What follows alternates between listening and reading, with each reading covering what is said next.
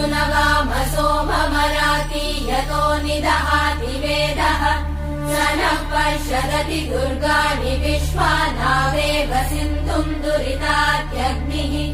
तामग्निवर्णाम् तपसा ज्वलन्तीम् भैरोचनीम् कर्मफलेषु जुष्टाम्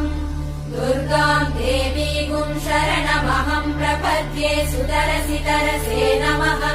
अग्ने त्वम् पारयानव्यो अस्मान् स्वस्तिभिरति दुर्गाणि निश्वाहा पूष्य पृथ्वी बहुला न उर्वी भवातोकायतनयाय